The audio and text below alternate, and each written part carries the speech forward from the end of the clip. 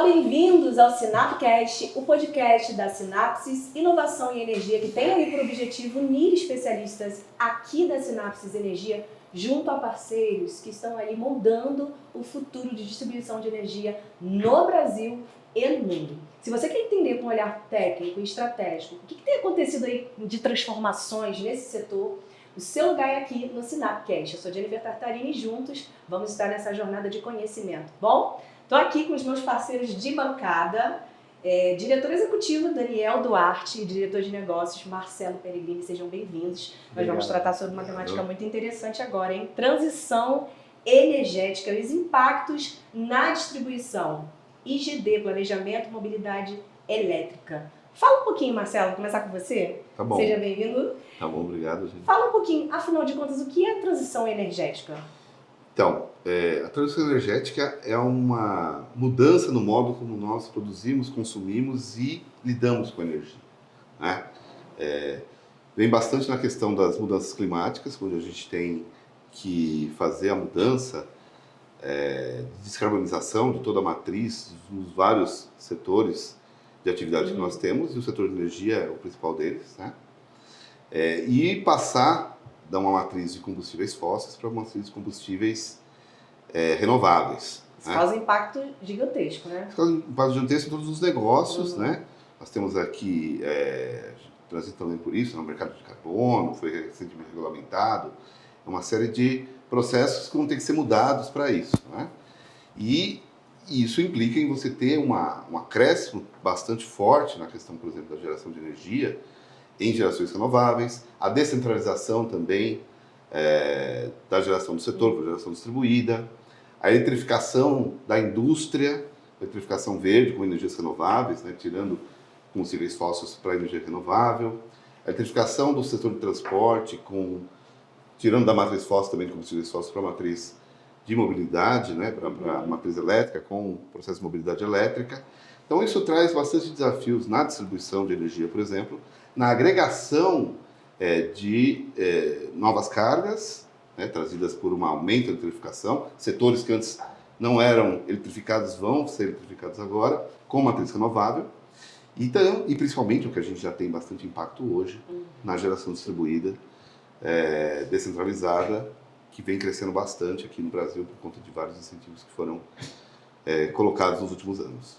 Bom, essa geração distribuída, né, que ele acabou de falar, como que isso tem impactado? Fala um pouquinho, né, dentro desse setor, Daniel. Acho que um dos drivers como o Marcelo bem comentou, né, essa questão da descarbonização, um dos grandes desenvolvimentos tecnológicos está nas tecnologias de geração, né? As tecnologias de geração renovável ganharam muito espaço, né, em especial a solar e eólica, né? E com esse desenvolvimento vislumbrou-se a possibilidade de gerar energia em pequena escala, né? Então, com os painéis solares, com todos esses avanços e a redução de custos, né, na produção desse tipo de tecnologia, isso viabilizou a instalação de fontes de energia, de geração de energia mais próximos ao mercado consumidor, né? E, como a gente comentou em outro episódio, né, aí isso implica em você sair de um modelo setorial que era unidirecional, né, com geração, transmissão, distribuição, consumidor, né, para um sistema, sobretudo na distribuição, que eu considero o segmento mais impactado por essa mudança, né? Você chega no setor de distribuição e você passa a ter um sistema que é multidirecional, né, com gerações espalhadas ao longo dos alimentadores, das subestações, com fluxo reverso, com fluxo bidirecional em vários equipamentos que foram pensados e planejados inicialmente para operar numa filosofia hierárquica, né? Fonte-carga, né? Então isso vai trazer impactos numa série de condições operacionais e sistêmicas do segmento de distribuição, né? Você tem impactos na contabilização e no cálculo de perdas, técnicas da rede, os dispositivos de proteção e a forma como eles são coordenados entre eles consideram, via de regra, uma unidirecionalidade, enfim. Inclusive a observabilidade da rede, né? Antigamente, ou antes da geração distribuída, a concessionária ela tinha um domínio maior sobre o quanto que você tinha ali de energia sendo injetada naquele sistema. Hoje, com essa pulverização das fontes, né, você tem muito menos controle disso. Hoje, a concessionária, ou não tem nenhum agente que opera essas gerações distribuídas, as micro e mini gerações distribuídas, né? Então, isso aumenta muito essa complexidade e a gente está aí às portas de uma realidade ou de um movimento de abertura de mercado que vai colocar uma camada de negócio que vai aumentar muito mais ainda a complexidade do negócio. Aí, né? Porque, além de você ter essa operação técnica sistêmica, você vai ter uma série de arranjos comerciais de compra e venda de energia que também vão ter que ser considerados na hora de você operar e manter um sistema desse. Sabe? Vocês chegaram a falar sobre qual produto específico de vocês que trabalham exatamente com essa complexidade toda? Então, a gente tem o SynapGrid, né, que é a nossa grande plataforma de cálculo. Ele já foi pensado lá atrás e preparado para poder simular sistemas que não são unidirecionais, que têm múltiplas fontes, que operam em malha com múltiplos geradores, né? Então, o Synap ele não tem um limite topológico. Qualquer tipo de composição topológica é possível de simular nele. E aí, simular entende-se calcular carregamento, tensão, perdas, confiabilidade. A gente consegue fazer todos os estudos em cima de um sistema desse, né? E a gente, a partir daí, desenvolveu outros produtos. Antes disso, eu queria destacar uma coisa do SynapGrid que é bastante importante, porque quando você fala de geração distribuída, essa geração distribuída ela tem a característica, principalmente que tem hoje, de solar, né, ser gerada durante o dia. Né? E geralmente as redes eram planejadas para horários de pico. Então, por exemplo, final da noite, né, quando as pessoas estão em casa, tal. Né? O Synap, ele, desde o início, foi pensado para isso, trabalhando em vários patamares, usualmente patamares horários. Então não basta mais a gente olhar para a rede, olhando só a parte do pico. Nós temos que olhar os 24 patamares, ou pelo menos o patamar de geração máximo, né? Para saber quais são os efeitos que essa geração vai dar na rede. E um dos efeitos muito importantes é o efeito da sobretensão, né? Porque quando você tem uma geração, você tem uma elevação da tensão. E isso acontece nas redes de média tensão, mas acontece também nas redes de baixa tensão. Sim. E as redes de baixa tensão é um dos diferenciais que nós temos a fazer a simulação completa das redes de baixa tensão, de forma automática, para você realmente verificar quais são os impactos que a geração, por exemplo, tem nessas redes também. E além da tensão, inclusive, um dos grandes problemas que o setor tem enfrentado é a inversão de fluxo, né? E a inversão de fluxo também se dá no momento de menor carga, né? Então você tem uma geração ali atuando, uma carga menor do sistema e você tem mais riscos de ter inversão de fluxo, inclusive em equipamentos que não foram projetados e pensados para suportar essa inversão, né? Caramba. Então o Synap consegue, como o Marcelo falou, né? A gente trabalha usualmente em 24 patamares, mas o Synap consegue simular a rede a cada 5 minutos, inclusive, né? Caramba. Então a gente tem um potencial aí grande para poder pegar os aspectos, o detalhe desses aspectos, né? Desses impactos da geração distribuída. Paralelamente a isso, tem um outro produto que a gente desenvolveu em parceria com o Grupo Neo Energia, que é o Godel Conecta, que é isso. Agora, cada consumidor pode conectar uma geração ao sistema, pode pedir a autorização, né, ou um parecer de acesso à concessionária para poder conectar a sua geração e injetar energia na rede. Isso, como a gente tem comentado, tem gerado uma enxurrada de pedidos, né, nas empresas, que gera uma série, inclusive, de dificuldades de mão de obra mesmo, né, para você poder dar vazão a esses estudos. Então, a gente tem hoje outros 2 produtos, né? Primeiro é o Godel Conecta, que ele é um mapa de hosting capacity. É um mapa que pode ser disponibilizado aos consumidores ou não, mas que já graficamente aponta o quanto que você tem de capacidade de inserção de geração distribuída em cada trecho, em cada barra do seu sistema. Então, se você for hoje no site da Neo Energia, em qualquer uma das empresas do grupo, se você jogar lá o seu CEP, o seu endereço, ele vai apontar ali, você vai ver graficamente qual que é a reserva de capacidade que existe naquele ponto para você conectar a geração distribuída. Isso já filtra uma série de pedidos que seriam feitos de conexão em lugares onde você já a priori sabe que não há capacidade, né? Então, esse é um produto importante. Bom, a capacidade de acomodação, de forma geral, ela tem a visão que você tem quanto que eu consigo incorporar uma determinada geração. Isso vale para a carga também, tá? Sem O comprometer mesmo, o mesmo processo de cálculo que a gente faz Como que para funciona gerações. essa avaliação? A avaliação funciona assim. Nós pegamos as informações de rede, né? As informações das gerações e cargas já existentes, né? E nós fazemos um processo de avaliação em cada barra do sistema, em cada trecho de rede, da inserção de novas gerações, até que chegue no limite onde você rompe critérios técnicos. Pode ser uma inversão de fluxo, pode ser uma sobretensão, uma sobrecarga em equipamentos. Cada um desses critérios tem um valor para a capacidade de acomodação. Por exemplo, pode ser que aquela rede, em função de tensão, ela consiga absorver 3 megawatts.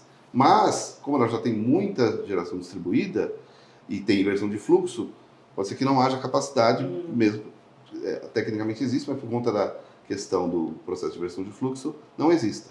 Então, a capacidade de acomodação ela é vista sobre vários prismas e parâmetros técnicos, e você pode resumir em um indicador comum, que é apresentado em forma gráfica, como o pior caso, o caso mais conservador. O maior limitante O maior limitante vai ser... Mas cada barra pode ser um limitante. Pode ser inversão, pode ser tensão, pode ser carregamento. Pode ser um desses critérios. E isso vale tanto para a carga quanto para a geração, né? Para a carga também você pode fazer o mesmo tipo de análise.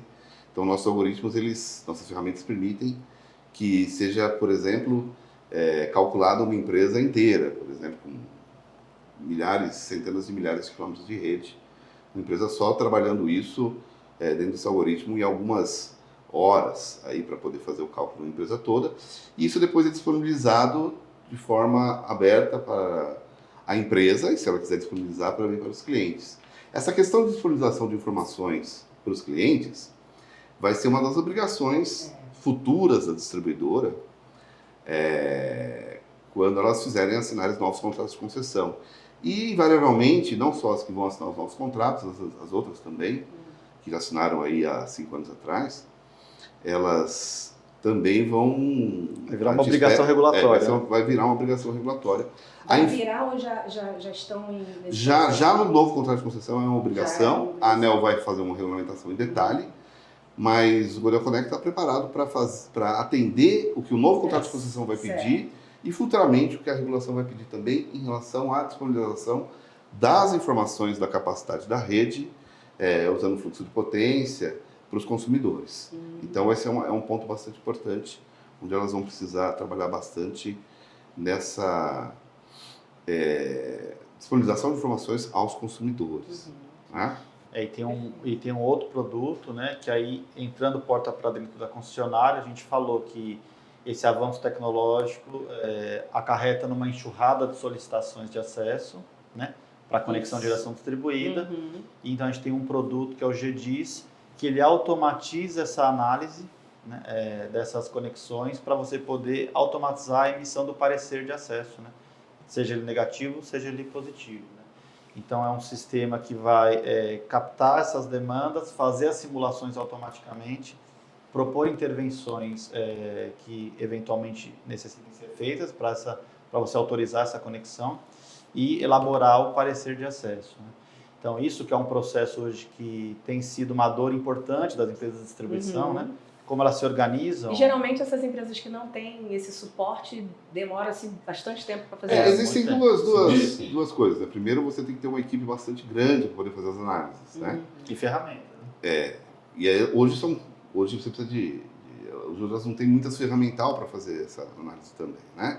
A gente foi numa empresa, por exemplo, tem uma equipe de 40 pessoas para fazer essa análise. Caramba. Né? Inclusive, eles fazem análise de conexões na média tensão e conexões na baixa tensão também, que é um grande número, um número maior talvez. Né? E essa preocupação na baixa tensão é bastante importante, porque muitas empresas até não analisam, não fazem essa análise de forma detalhada, né? Mas têm a intenção porque sabem que, por exemplo, você colocar uma geração, colocar a geração pode criar alguns problemas técnicos de sobretensão, por exemplo, e você tem que fazer análise ali de obras na baixa tensão para resolver esse tipo de problema. E é uma questão que vai se acentuar, né? Todas as previsões de aumento de geração distribuída que foram feitas até hoje erraram, assim, mas erraram assim o quadrante em anos. Né? em anos, assim, olha, cenários que estavam previstos para 2029, 2030, foram alcançados em 2024, né, 2023, sabe? Então, assim, é um momento de quebra de paradigma, né, e de virada tecnológica que fica até difícil você conseguir prever como que isso vai avançar. A gente tem modelos, inclusive, que a gente desenvolveu de previsão de mercado de geração distribuída. Então, isso também incorporado ao Sinap, você consegue projetar carga e também agora estamos incorporando modelos onde você consegue projetar geração distribuída, pode projetar veículo elétrico, enfim, projetar outros tipos de mercado que não apenas aquela carga estática consumidora, né? Então, essa é uma dor, né, que o GDIS ataca, que ela, de novo, ainda estamos na infância disso ainda. Isso vai ainda escalar muito dentro das empresas, né? E é um processo novo, esse é um ponto, né? Um processo que até então ele era muito pontual, então é um processo novo que acarreta todas essas questões, mão de obra, ferramenta, né? Então o GDIS vem para automatizar esse processo e poder tornar isso mais ágil e com menor custo. E existe uma discussão muito forte dentro do setor a respeito dessas informações que são passadas aos consumidores, né? Os pareceres, né? Então, se há, por exemplo, uma determinada rede, ela tem pouca capacidade ou não tem capacidade de acumulação de geração distribuída, ou mesmo de carga, mas principalmente de geração distribuída, essa informação tem que ser passada de forma técnica para quem está pedindo uma conexão dessas, né? E a gente tem trabalhado com as empresas e automatizado, inclusive, a geração dessas informações técnicas, né? As informações que são necessárias. A própria ANEEL tem quando ocorre, por exemplo, uma inversão de fluxo, tem uma série de alternativas que são pedidas pela regulação, são 5 tipos de análise que estão ser feitas pelas distribuidoras, que exigem com que ela forneça informações técnicas também a respeito de cada uma dessas alternativas para quem pediu o parecer de acesso. E essa ferramenta, ela produz essas informações, automatiza a emissão desse parecer com essas informações técnicas que vão trazer mais transparência também na relação da distribuidora com os acessantes, né, com quem pede os pareceres de acesso. Perfeito. Daniel, tem como a gente prever a demanda por eletrificação? Olha, acho que a gente está nesse momento, como o Marcelo falou, de descarbonificação, né, de vários segmentos da economia. Acho que é um desafio a gente conseguir prever, né, esse processo. Tem só um elemento importante de se pensar aí nessa cadeia, né, que eu acho. Quando a gente fala em eletrificação da economia visando o processo de descarbonização, tem que ser considerado também toda a cadeia, né? Acho que olhar para toda a cadeia, né, pensando mais setorialmente, é importante para trazer essa discussão para a mesa, assim, né? Também não adianta você eletrificar um processo ali que usava de alguma forma carbono, sendo que a fonte de energia que está gerando queima carbono, né? Falou sobre esse olhar holístico, né? Ou mesmo a questão do descarte, né? Você tem agora esse montante gigantesco de painéis solares sendo instalados. Em algum momento eles vão chegar ao fim da vida útil, você tem todo um processo de descarte desse material. Então tem que se ter uma visão mais holística, né? Mais integral do problema, né? Eu acho que é uma tendência assim, infreável. Eu acho que esse processo de eletrificação, acho que uma fronteira importante que vai trazer mudanças significativas é a questão da mobilidade, né? Então toda a questão de eletrificação das frotas, dos veículos, né? Acho que isso tende a trazer uma diferença importante, né, na matriz energética. Isso também tem impactos consideráveis no sistema de distribuição de energia em si, né? Tem toda uma complexidade de atender uma carga, o chuveiro móvel, né, que a gente brinca, né? E como você gerencia tudo isso, né? E isso associado à geração distribuída, associado a todos esses outros aspectos, vão criando uma dificuldade muito grande no processo de operação da rede e que demandam, de certa forma, uma mudança no olhar sobre o modelo de negócio da distribuição, né? Então, acho que conciliar todas essas frentes, né, demanda que você crie, na verdade, outros conceitos de empresa, né? A gente fala das DSOs, né, de empresas que se responsabilizem pela operação desse sistema todo, pela integração dessas fontes de energia com essas cargas usuais, essas cargas advindas de novos processos de eletrificação. prever isso num futuro de médio e longo prazo, ele é difícil, sabe? A gente acha que está, de novo, acho que a gente está engatinhando nesse processo. Sim. O que a gente sabe é que isso vai ser cada vez mais acelerado e é um caminho sem volta, assim, sabe? E a gente tem que pensar qual que é o papel da distribuição, ou quais vão ser os papéis, né, necessários para a gente poder prover um sistema de distribuição eficiente que faça sentido, tanto do ponto de vista elétrico como do ponto de vista do negócio. Você está falando aí sobre o modelo de negócio, e me veio aqui em mente, né? São vários serviços, vários produtos que vocês fornecem. E já chegou alguma questão de alguma empresa que vocês atenderam, pediam um serviço X, e aí vocês tiveram, não, aquele olhar holístico, né? A gente precisa de toda uma arrumação desse modelo aqui para que realmente seja eficaz essa questão. Sim. Isso é relativamente comum, eu diria, assim, né? Principalmente quando você vende software, produtos que são softwares, que envolvem tecnologia de fronteira. É muito comum a gente, quando vai implantar uma ferramenta dessa, ou vai fazer uma venda dessa, a gente perceba que é necessário um ajuste do processo. Muitas vezes a venda do software... Essa é uma vantagem da Synapse, né? Como a gente conhece os processos, a gente conhece processo a processo. A gente fez trabalho de estruturação de processos de estudo de proteção, planejamento, cálculo de perdas. Agora de análise de geração distribuída, né? Então, pré-operação. Então, a gente conhece os processos. Então, é muito comum que a gente dê que na nossa venda não seja só uma venda de um software de prateleira, mas que, junto com isso, tenha um componente de engenharia, né? Um componente consultivo para aprimoramento desse processo, que é nosso DNA. Né? Cada vez mais nesses processos, por exemplo, não é somente um modelo Connector, por exemplo, a gente entende como funciona a capacidade de acomodação da rede, ou um GDIS, como fazer os pareceres, mas entender como isso afeta a distribuidora e como que a gente pode, a partir das ferramentas, né, trazer mais insights, mais informações para que ela possa mudar seu processo. Por exemplo, um mapa de host capacity, onde você vê que há vários problemas de inversão de fluxo, de sobretensões, né? Quais são as alternativas para poder, por exemplo, aumentar isso? Né? O que você faz com isso, né? O que eu faço com isso, né? Como que eu faço? Determinada região eu vou precisar fazer um certo investimento, mas qual investimento vai ter que ser feito? Né? Eu vou colocar sistemas de armazenagem, eu vou fazer subestações coletoras, eu vou fazer processos ali de gestão da geração, então uma série de coisas que são possíveis e dá para simular também nas nossas ferramentas essas alternativas novas que podem surgir para atender um determinado tipo de problema. Né? E também verificação, né? Olha, ao longo do tempo, o que está acontecendo com o diagnóstico, que a gente chama, né? Ao longo do tempo, como esse diagnóstico dessa rede, que elementos que vão estar mais ou menos carregados ou violando critérios técnicos.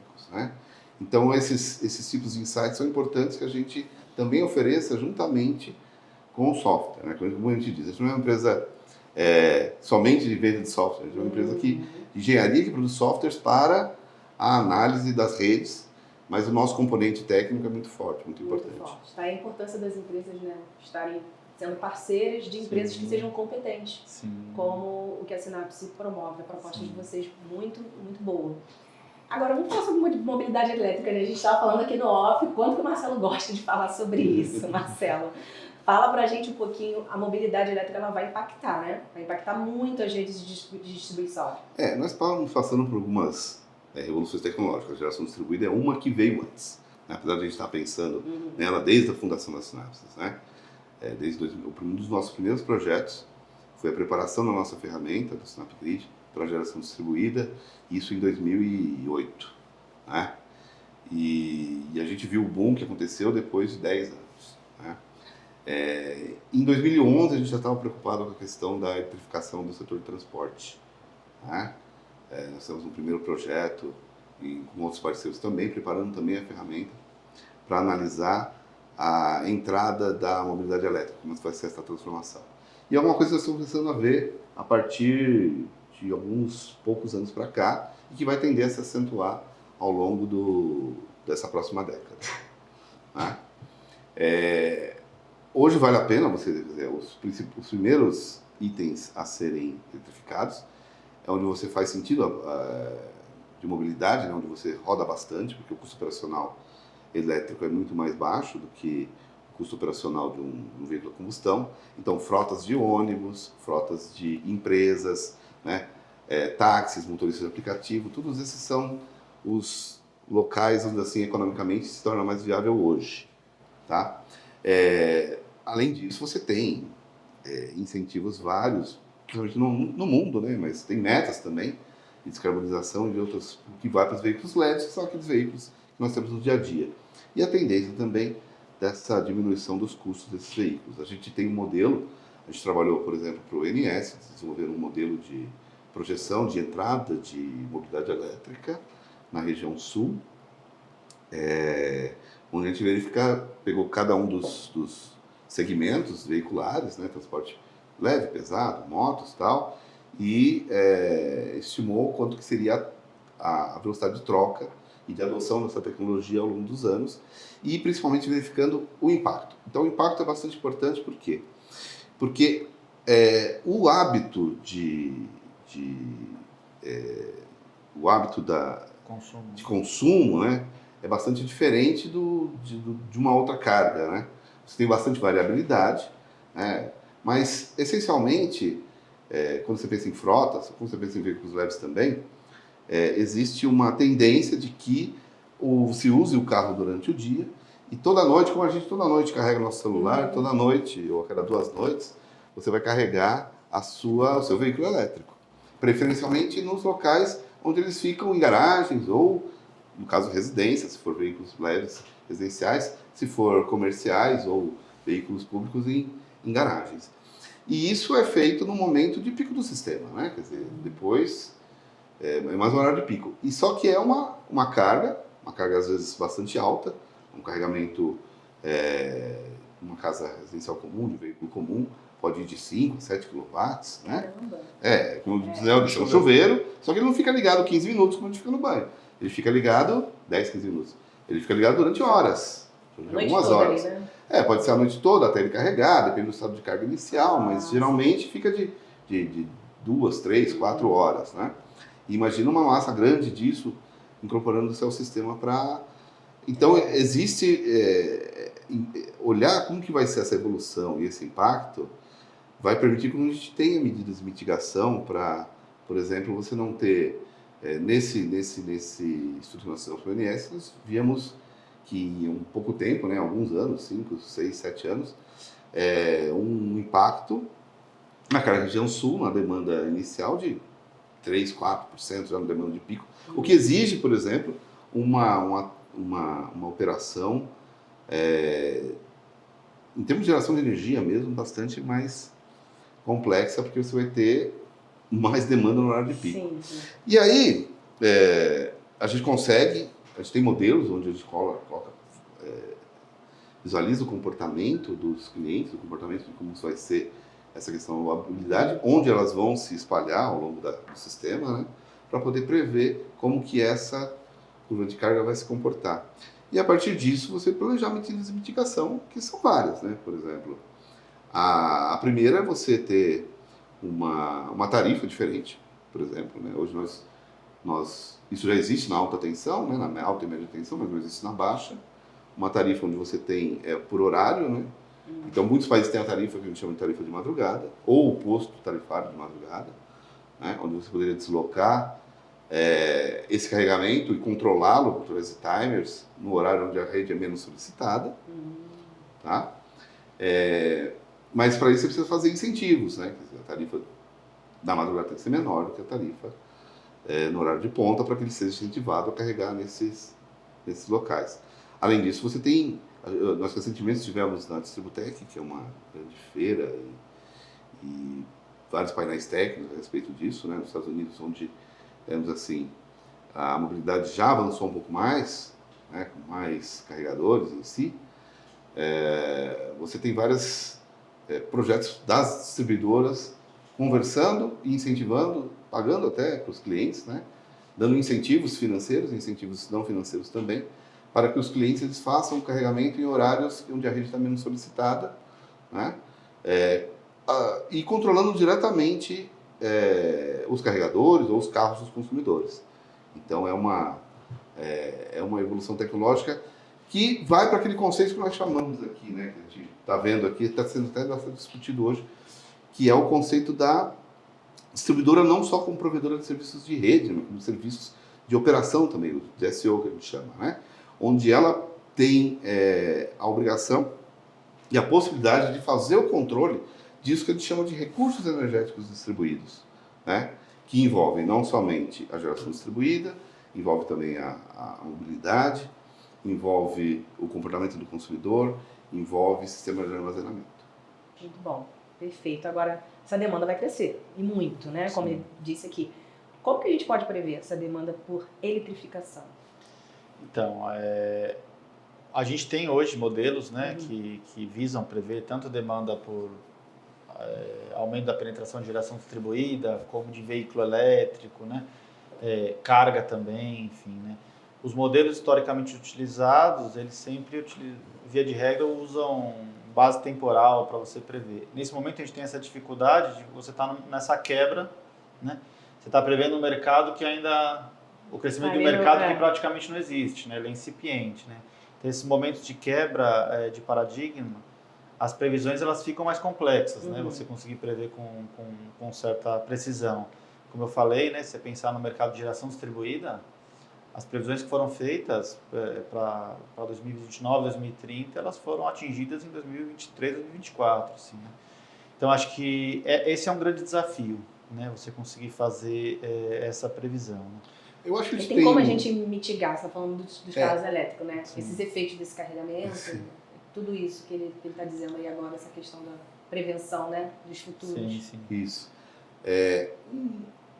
Existem modelos bastante clássicos, a gente utiliza essas ferramentas para a gente fazer as previsões, né?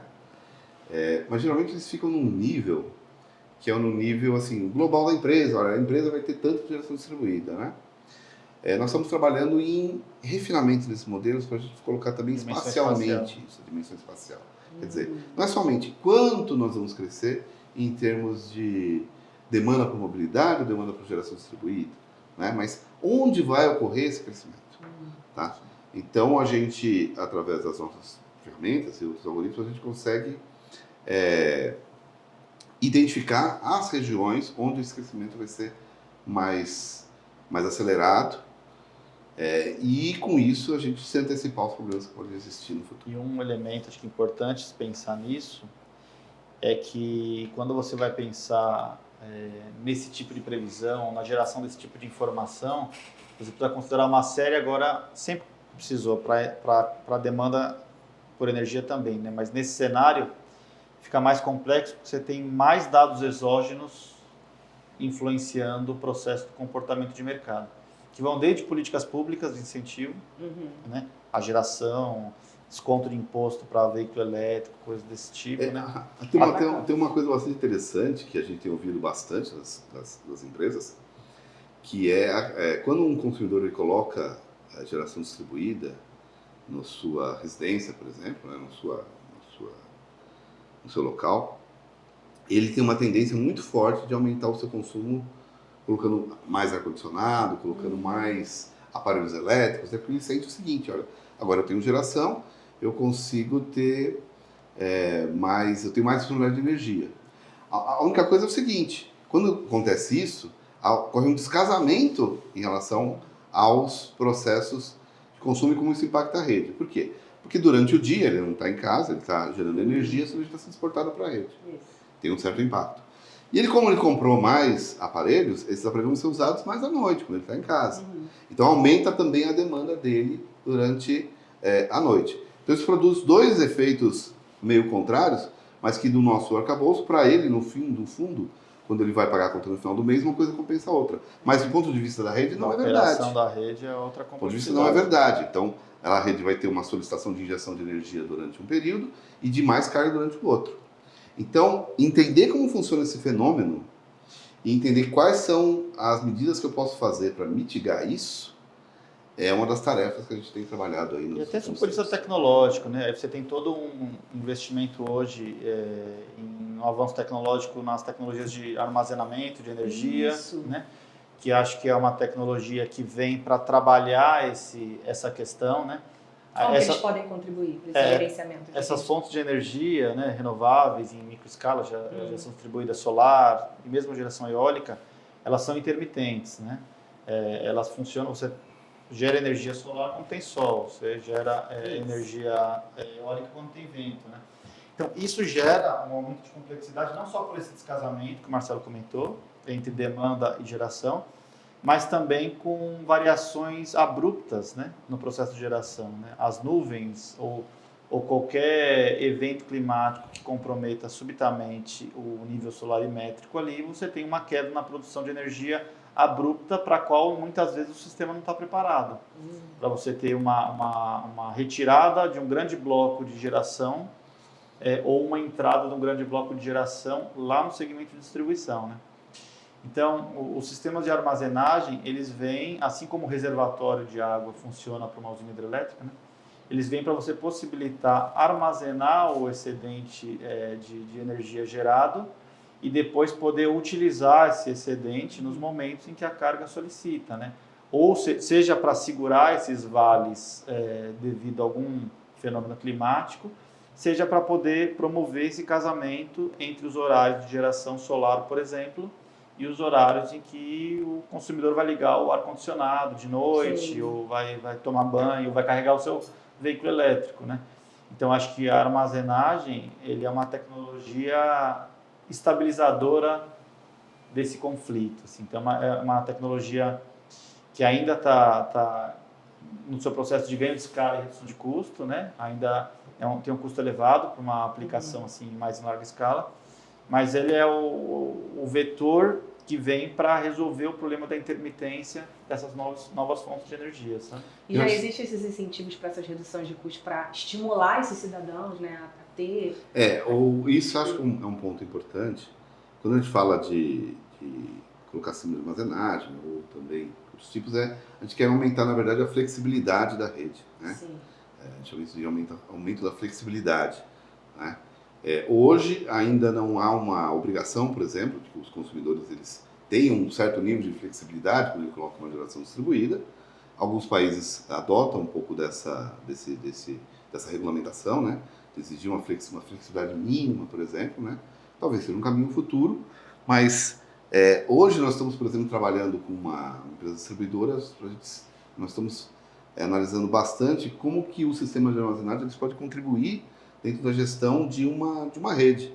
Né? Inclusive, nós vamos fazer várias simulações, nossa ferramenta já está preparada para simular a operação de um sistema de baterias, né? Seja ele colocado numa subestação, ou seja ele com os consumidores também, né? E verificando como que isso, na prática, né, essa é uma empresa que já tem alguns sistemas de armazenagem, estão sendo instalados, a gente vai simular várias situações e verificar como que na prática tendência, né, isso está acontecendo, né? Como que isso vai acontecer, para que esse seja também uma alternativa a mais que as empresas possam colocar dentro do seu planejamento e gestão da rede. Você tem países hoje em que você já tem um agente no setor que ele é um provedor de flexibilidade. Ele faz um contrato com alguns consumidores, né, ou com alguns detentores de tecnologia que podem prover flexibilidade, e ele oferta flexibilidade para a distribuidora, né, para os outros agentes em forma de negócio. Né. Então, acho que assim, são vários, a gente tem falado aqui, né, de várias tecnologias, e isso tem uma série de camadas de negócio em cima disso, né, uma série de oportunidades de negócio que entram em cima disso. E acho que um elemento importante, que é para você poder dar uma certa transparência setorial para esses negócios todos, que são todos negócios intensivos em dados, em informação.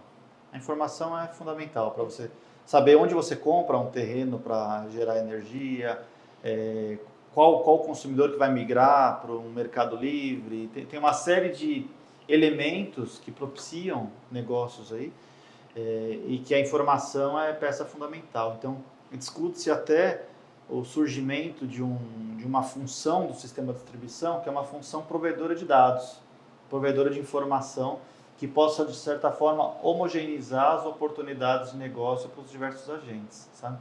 Para você não ter assimetria de informação entre agentes que possam desvirtuar um pouco ou fazer com que o segmento perca competitividade entre os agentes, né? Então, esse é um elemento importante, né? Pensando nas nossas ferramentas também. A gente entende nossas ferramentas com um potencial muito grande de gerar dados e informações relevantes para o setor como um todo, tá? Não só para os concessionários de energia, de maneira a garantir maior competitividade para esses novos negócios também, sabe? Então, acho que esse é um vetor importante que se espelha nessas várias tecnologias, né? Esses vários negócios que vão brotando a partir desse avanço tecnológico. Perfeito.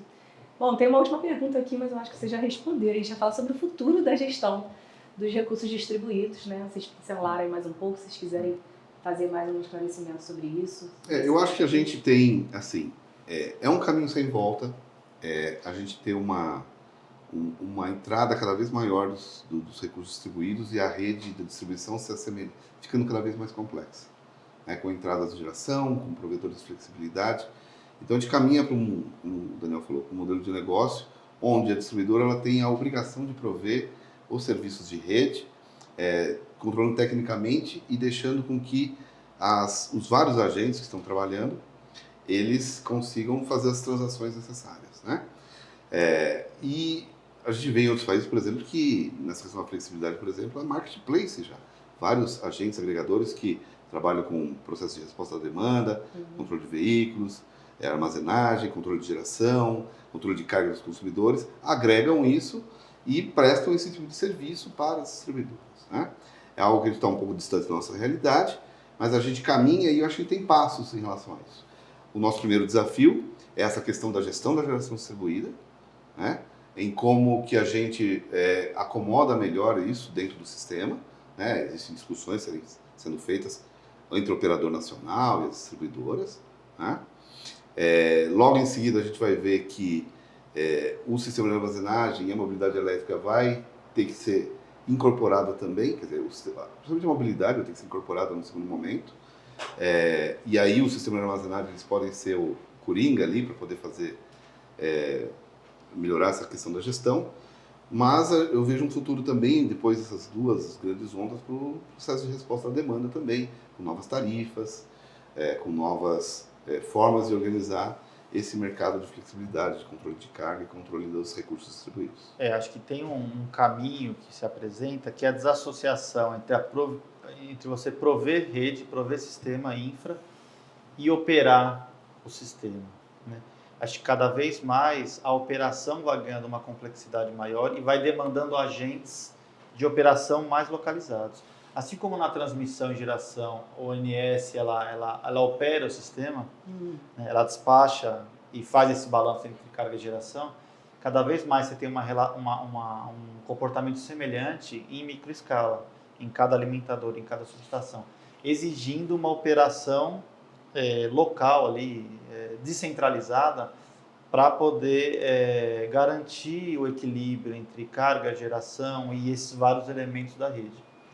Então, essa figura do DSO também, né, ou a figura de alguém que opere esse sistema, mais na ponta, que pode ser um ou vários, né, você pode inclusive segmentar ou dividir por regiões e áreas, né. Esse é um negócio que se apresenta que eu acho que vai ser difícil de fugir, sabe?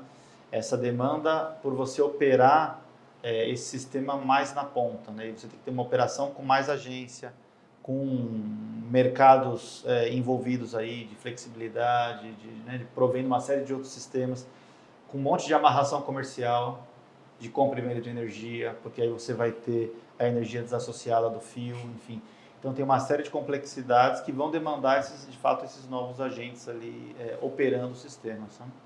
E nós temos um projeto, acho que considero pioneiro, né? Nós estamos fazendo com a Copel, onde nós estamos identificando as oportunidades que você tem dentro do sistema de você fazer micro-redes ou virtual power plants, né? Que são esses locais onde você poderia ter essas operações descentralizadas em momentos de contingência ou em momentos autônomos, momentos que você tenha um estresse maior da rede, né? Então já é um primeiro passo para a gente trabalhar e conceber o sistema de distribuição sobre essa nova ótica. Perfeito. Estamos chegando ao fim desse bloco. Eu quero agradecer vocês mais uma vez, Daniel, Marcelo. E vocês de casa, gente. Estamos falando muito sobre essas questões futuras a respeito do setor energético, Você aí precisa estar realmente, você que é dono de empresa, né? Distribuição de energia elétrica, estar preparado com a Sinapsis Energia, Sinapsis Inovação e Energia, porque une a tecnologia e a técnica também, né? Essa base, essa expertise para a sua empresa. A gente fica por aqui, mas você continua acompanhando aqui no canal da Sinapsis Energia esse e mais outras temáticas importantíssimas.